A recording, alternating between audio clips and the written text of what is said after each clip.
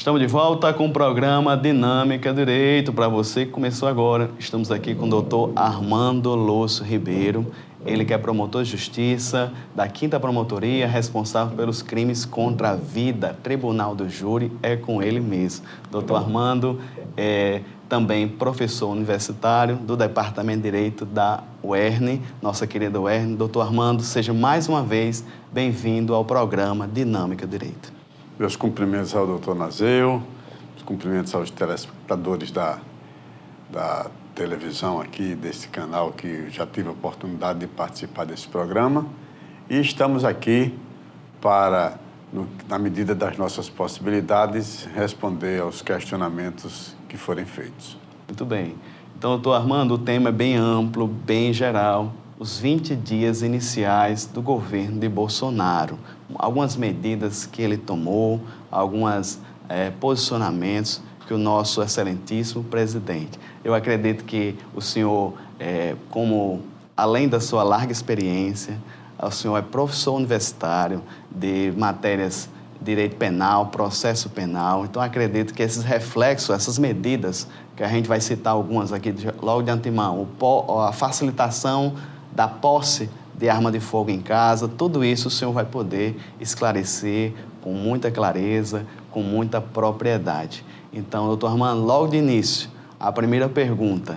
O nosso presidente Bolsonaro se cercou no alto escalão do governo de diversos militares, na reserva, evidentemente. E qual é o seu posicionamento sobre isso?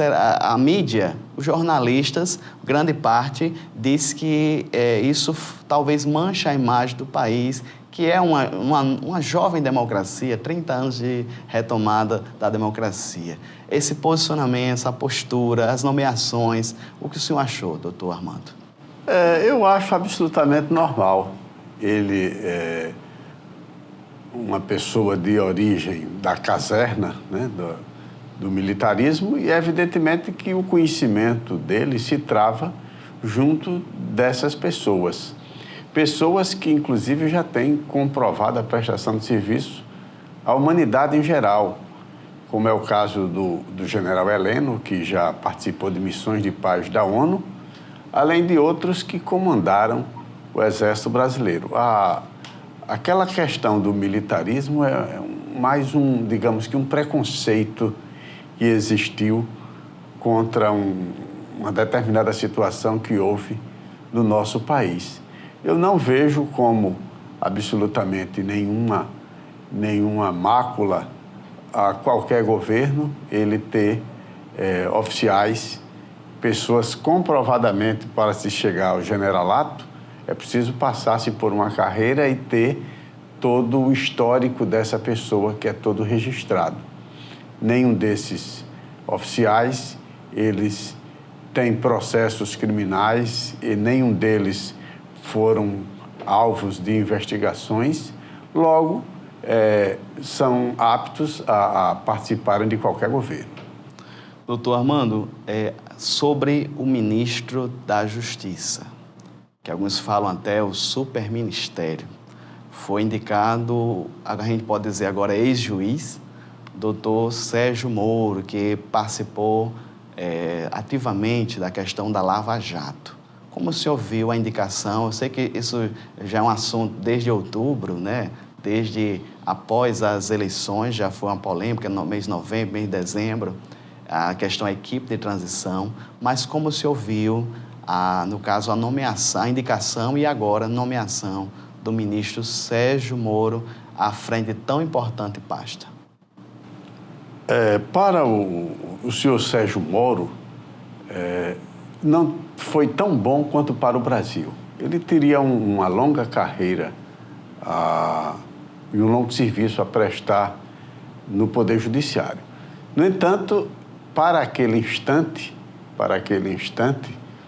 devido ao simbolismo que ele representou durante a Operação Lava Jato, que muito possivelmente foi o carro-chefe que levou o atual presidente a se eleger. Ele está presidindo aquela operação. Isso o credenciou até do ponto de vista perante o povo, para um governo que está buscando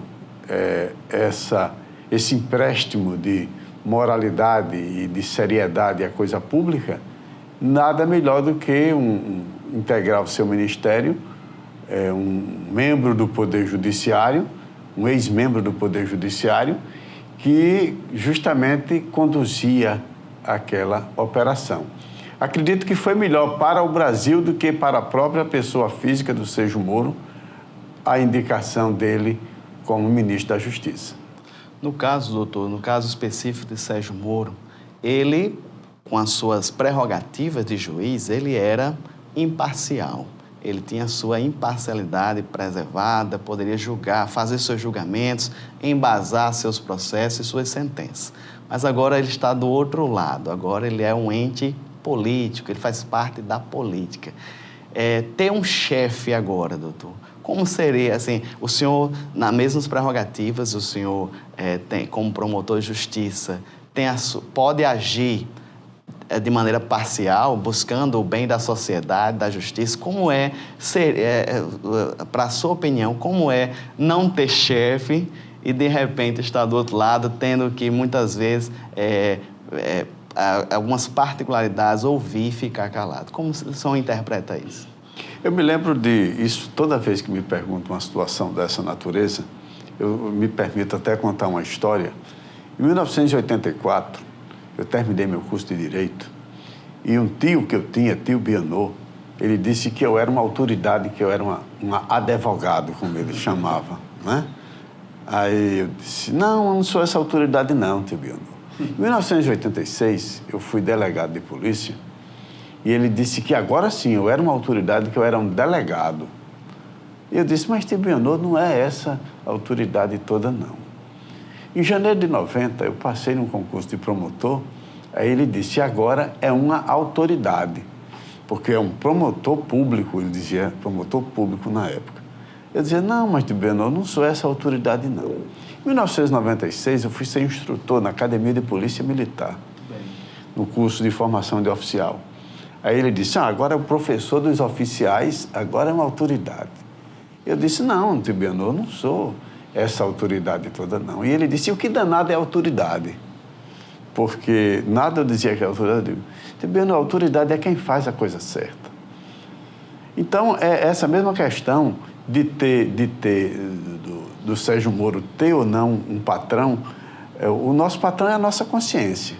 De qualquer pessoa, são os ditames que todos nós ocidentais, nós somos, e os que são cristãos, nós temos por base o Evangelho, que nunca vai vacilar. Então, quem age conforme a lei de Deus, a lei maior, não vai se submeter a nenhum capricho, né? No instante em que um governo estiver, eu acredito que o ministro Sérgio Moro, ele não vai se curvar diante dessas situações. Mas é uma nova experiência, né? Uma nova experiência, ele vai colocar todo o conhecimento dele a serviço da população brasileira e creio que eu faria assim, né? Trabalharia e apoiaria um governo até não fosse contrário àquelas causas que eu abracei, aquilo que como cristão eu defendo. Pegando esse link, doutor Armando, essa questão dos magistrados estarem agora ingressando nas fileiras, nas carreiras políticas, a gente pode falar aqui do governador Witzel, que é ex-magistrado também. Fala-se na mídia fala do novo partido, o Partido da Toga. Saiu-se o PT, Partido dos Trabalhadores, existe o Partido da Toga, que supostamente, segundo essa tese da mídia, magistrados estariam usando as suas prerrogativas para judicializar as suas causas, os seus processos, se promoverem de maneira midiática para tentar ingressar nas carreiras. Como o senhor vê esse tipo de posicionamento de crítica da mídia perante um poder tão importante como é o Poder Judiciário? Eu acho que essa preocupação que pode ter algum magistrado em buscar isso aí, talvez parta da visão deles de que aqueles que estão no poder não estão resolvendo as causas. E por isso, eles mesmos saem. Eu acho até que são atitudes dotadas de altruísmo. Um altruísmo tamanho que eu confesso, eu não teria coragem de sair da minha condição, que há 30 anos eu sou promotor de justiça, para uma situação dessa. Eu creio que seja uma entrega. Eu não vejo por que essa crítica, porque se todos são iguais perante a lei, né?